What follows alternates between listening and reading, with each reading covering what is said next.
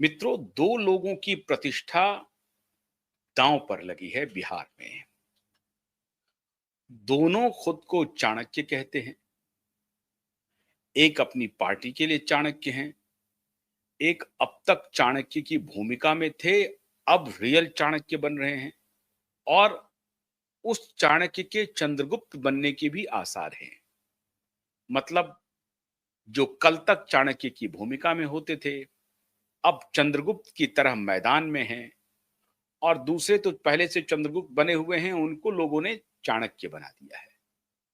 मैं किन दो लोगों की बात कर रहा हूं, आप समझ रहे हैं। मेरा इशारा इशारा है केंद्रीय गृह मंत्री और भारतीय जनता पार्टी के पूर्व अध्यक्ष, कद्दावर नेता अमित शाह और नए नए राजनीति में दमखम आजमाने वाले नए पहलवान प्रशांत किशोर के बारे में। प्रशांत किशोर एक तरफ मलखम में उतरे हुए हैं मैदान में और मल्ल युद्ध कर रहे हैं, और दूसरी तरफ अमित शाह की प्रतिष्ठा दांव पर लगी है। अब ये जो दो चाणक्य है, इन दोनों के बीच में जैसा पावर गैलरी में चर्चा रहती है कि दोनों के बीच में एक परंपरागत प्रतिद्वंदिता भी है। क्योंकि एक समय में माननीय प्रशांत किशोर जी नरेंद्र मोदी के किचन कैबिनेट के सबसे क्लोज व्यक्ति में से एक थे। 2012 के बाद 2013-14 और उसके बाद 2014 आखिर तक जब सरकार बन गई, उसके बाद प्रशांत जी को अपेक्षा थी कि केंद्र में उनको कोई जिम्मेदारी जरूर मिलेगी। लेकिन अमित शाह जी को लगा कि शायद ये हमसे अधिक क्लोज ना हो जाए, तो इन दोनों के बीच में एक पारंपरिक प्रतिद्वंदिता बढ़ गई। ऐसा लोग चर्चा करते हैं और इस चर्चा के आधार भी हैं। मोदी और शाह की मित्रता कोई 2014 या 13 की नहीं है, पुरानी मित्रता है। मोदी और शाह की जोड़ी लंबे समय से चली आ रही है, गुजरात में टेस्टेड थी। उस बीच में मोदी और शाह के बीच में कोई तीसरा व्यक्ति आ जाए जो शाह और मोदी के से भी अधिक करीब हो जाए मोदी के, ऐसा कैसे कोई बर्दाश्त कर सकता है। तो खैर, आप ये कह सकते हैं कि ये एक स्वाभाविक प्रतिद्वंदिता थी जिसकी वजह से दोनों में दूरियां बढ़ी, और फिर प्रशांत किशोर ने अलग रास्ता अपना लिया और अमित शाह अपने रास्ते पर बने रहे।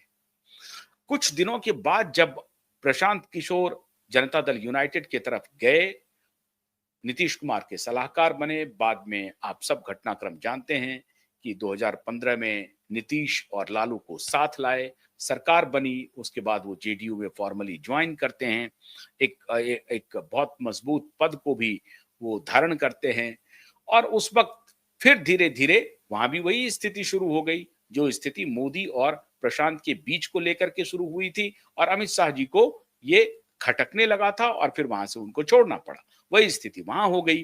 वो नीतीश के ज्यादा करीब आ गए, लोगों को असहज लगने लगा इन दोनों की नजदीकियां, और फिर लोगों ने, आप कह सकते हैं कि इन दोनों के बीच में खाई बढ़ाने का काम किया, और फिर खाई बढ़ी। और जो प्रशांत वहां चाहते थे, प्रशांत को वहां नहीं मिला, और आखिरकार प्रशांत ने नीतीश जी का भी साथ छोड़ दिया। साथ छोड़ने के बाद नीतीश जी ने कहा कि प्रशांत को तो मैंने अमित शाह जी के कहने पर लिया था पार्टी में। खैर, अब ये सब आपको सब मालूम है, लेकिन मालूम क्या नहीं है, जिस पर मैं थोड़ा बहुत प्रकाश डालने की कोशिश कर रहा हूं, आप समझ जाएंगे। भारतीय जनता पार्टी ने बिहार के चुनाव को प्रतिष्ठा का चुनाव बना लिया। अभी कुछ दिन पहले एक खबर चलने लगी कि बीजेपी बिहार चुनाव हारना चाहती है। कहीं से भी इस खबर में दम नहीं है, झूठ बात है। भारतीय जनता पार्टी एक अकेली पार्टी है इस देश में जो हर चुनाव को शिद्दत से लड़ती है, गंभीरता से लड़ती है, जीतने के लिए लड़ती है, अपनी पूरी ताकत के साथ लड़ती है, दमखम के साथ लड़ती है। कोई चुनाव हो, चाहे वो जिला स्तर का चुनाव हो, पंचायत का चुनाव हो, राज्य का चुनाव हो, केंद्र का चुनाव हो, कोई भी चुनाव हो, हर चुनाव में, इवन की विश्वविद्यालय के भी जो चुनाव, इनका जो पॉलिटिकल विंग है, स्टूडेंट पॉलिटिकल विंग है, वो भी उसी शिद्दत से चुनाव लड़ता है जिस शिद्दत से धुर राजनीतिक पार्टी भारतीय जनता पार्टी लड़ती है। इसलिए ये कहना कि भारतीय जनता पार्टी बिहार में चुनाव हारना चाहती है, ये पता नहीं किस प्रकार के राजनीतिक विश्लेषक होते हैं, जो इस तरह के भी कुछ-कुछ नए तर्क लाते रहते हैं लोगों के ज़हन में, जो पूर्णतया सत्य से परे है, साक्ष्यों से भी परे है। साक्ष्य कुछ और है, सत्य कुछ और है। जो बात मध्य प्रदेश में भारतीय जनता पार्टी ने की थी, उसको दोहराया जाने वाला है बिहार में। भारतीय जनता पार्टी अपने कद्दावर नेताओं को, जो कि सांसद हैं, मंत्री हैं, उनको चुनाव मैदान में उतार सकती है। खबर ये है। और उसमें जो पुराने नए पुराने जो भी मंत्री स्तर के नेता रहे हैं, कैबिनेट मंत्री हो या नॉन कैबिनेट मिनिस्टर हो या सांसद हो, उन सबको भी मैदान में उतारा जा सकता है। जैसे अश्विनी चौधरी के बारे में चर्चा चल रही है, गिरिराज सिंह को भी विधानसभा के चुनाव में उतारा जा सकता है। जो और अन्य जो सांसद हैं, उनको विधानसभा में उतारा जा सकता है। आरके सिंह को विधानसभा में उतारा जा सकता है। राजीव प्रताप रूडी को विधानसभा में उतारा जा सकता है। ऐसे कद्दावर नेताओं को तैयार किया जा रहा है कि आप मन बनाइए लोकसभा के बजाय विधानसभा चुनाव लड़ने की।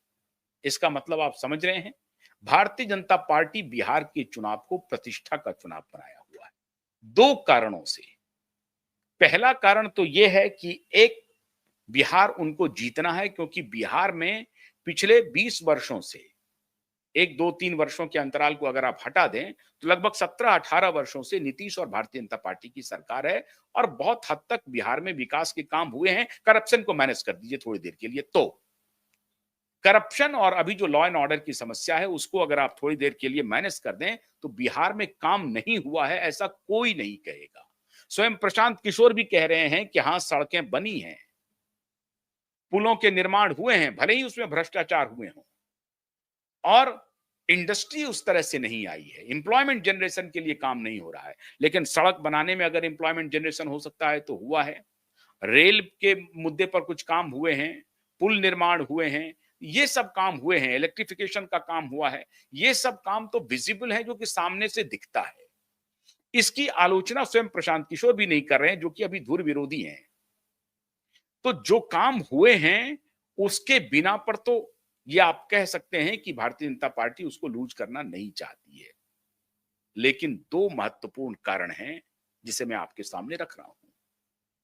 आपको याद होगा कि भारतीय जनता पार्टी का अध्यक्ष पद का चुनाव टलते आखिर में बिहार चुनाव तक पहुंच ही गया। द्वंद्व बढ़ता ही गया और इसमें कोई शक नहीं है कि आरएसएस